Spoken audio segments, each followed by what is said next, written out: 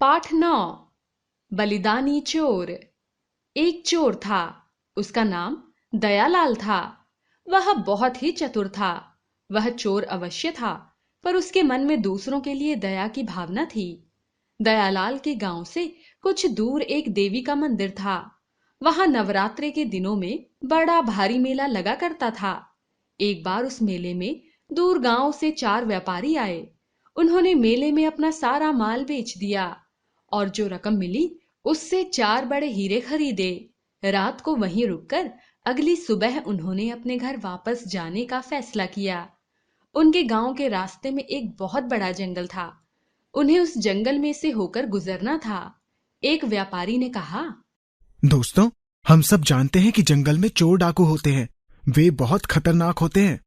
भगवान ना करे कि हमारा उनसे सामना हो जाए और वे हमारे सारे हीरे छीनकर हमें मार दें। इसलिए हमें हीरों को निगलकर पेट में छिपा लेना चाहिए। बाकी तीनों व्यापारियों को भी उसका यह सुझाव ठीक लगा। उन्होंने अपने अपने हीरे को निगल लिया। दयालाल शाम से ही उनका पीछा कर रहा था। उसने उनकी सारी बातें सुन ली थीं और उन्हें हीरा निगलते भी देख लिया था। उसने योजना बनाई कि वह रास्ते में उन्हें जहर देकर मार डालेगा। दयालाल ने भी व्यापारी का वेश बनाया और व्यापारियों के पीछे पीछे चल दिया। वह चलते चलते भजन गा रहा था। उसे भजन गाते देखकर व्यापारियों ने उसे एक भला आदमी समझा और वे उसके साथ साथ हो लिए। दयालाल यही चाहता था।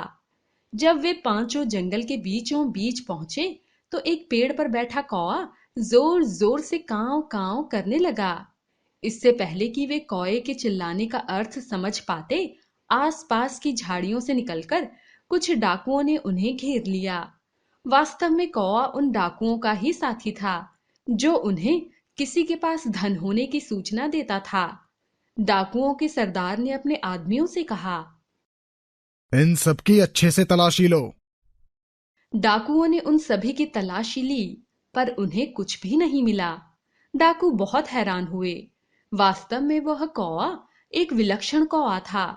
वह केवल उन्हीं लोगों को देखकर कांव कांव करता था जिनके पास धन होता था। उसकी सूचना कभी गलत नहीं होती थी। डाकू सोच में डूबे थे कि कौआ बोला, स्वामी, मैं सच कह रहा हूँ। इन लोगों के पास बहुत ही कीमती हीरे हैं। कौए की बात सुनकर उन सब की कपड़े उतारकर तलाशी ली गई। तब भी उन्हें कोई हीरा ना मिला। सभी डाकू सोच में पड़ गए। डाकुओं का सरदार बोला, हमारा कौआ कभी झूठ नहीं बोलता। जरूर इन लोगों ने हीरों को निगल लिया है।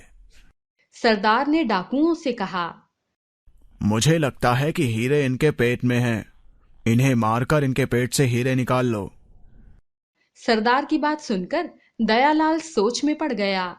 उसके अंदर का इंसान जाग गया।